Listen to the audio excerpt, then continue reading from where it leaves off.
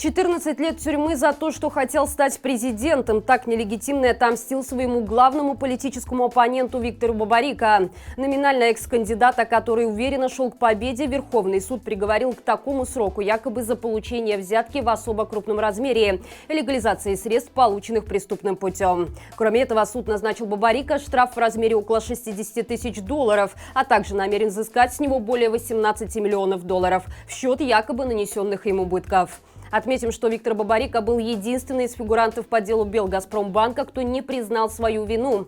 6 других обвиняемых получили сроки от 3 до 6 лет лишения свободы. На оглашении приговора присутствовали представители Евросоюза, Франции и Великобритании. А сразу после того, как стал известен итог этого показательного процесса, посольство США в Минске заявило, что режим Лукашенко ради сохранения власти не остановится ни перед чем. Отметим, что прокурор Сергей Гиргель запрашивал для политзаключенного 15 лет колонии. Судья Игорь Любовицкий, как это нередко бывает на громких политических судилищах, сделал вид, что проявил милосердие, скостив на целый год срок, который может получить далеко не каждый убийца. Поддержать Виктора Дмитриевича пришли не только официальные лица, но и десятки простых белорусов, которые сразу после оглашения показали осужденному его фирменный жест в знак солидарности и встретили его адвокатов овациями у здания суда. Однако приспешникам режима показалось мало дать безумный срок невиновному человеку. С раннего утра у здания суда дежурили бусы с силовиками, известно о задержании как минимум 2 человек. После приговора соцсети заполнились словами поддержки сильному человеку, который в своем последнем слове заявил, что ему ни за что не стыдно. Белорусы уверены, что Виктор Дмитриевич выйдет намного раньше, ведь срок годности Лукашенко на удерживаемом им троне объективно куда меньше этих 14 лет. Политзаключенная Марфа Рабкова, которая до своего задержания была волонтером правозащитного центра «Весна», потеряла сознание в камере СИЗО. Инцидент произошел в конце июня, когда в Беларусь пришла аномальная жара, но известно о нем стало только сейчас. Накануне девушку смог навестить адвокат, который рассказал, что она очень похудела и стала буквально прозрачной, но держится твердо и уверена, что не люди выбирают время, в котором живут, а время людей. Если наше время выбрало нас, значит, мы должны справиться с происходящим. И действительно, только железная воля помогает политзаключенным переносить все, что происходит с ними в застенках. Так, единственная помощь, которую оказали Марфе после обморока, это таблетка цитрамона. Отметим, что правозащитница находится в заключении с сентября прошлого года. Ее задержали возле дома и доставили в Губопик, после чего она оказалась в СИЗО Новодарского. С этого момента ей постоянно продлевают срок нахождения под стражей. По предъявленным девушке 3 статьям Уголовного кодекса о массовых беспорядках и финансировании протестов ей грозит до 12 лет лишения свободы.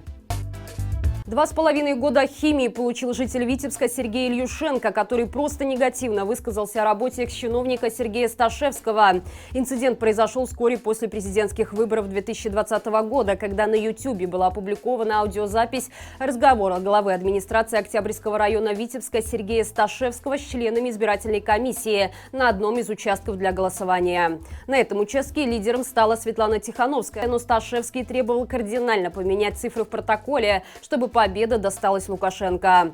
После публикации скандальной записи Сергей Сташевский потерял пост главы района, но уже через несколько месяцев был назначен замначальника Республиканского центра по гидрометеорологии, контролю радиоактивного загрязнения и мониторингу окружающей среды. Проведенная так называемыми правоохранителями проверка в отношении госслужащего состава преступления в его действиях не нашла. А вот комментарий под публикацией местного жителя, где он просто спросил бывшего чиновника, не стыдно ли ему будет смотреть людям в глаза, по мнению обвинения, оскорбил представителя власти, в связи с чем был вынесен приговор в 2,5 года.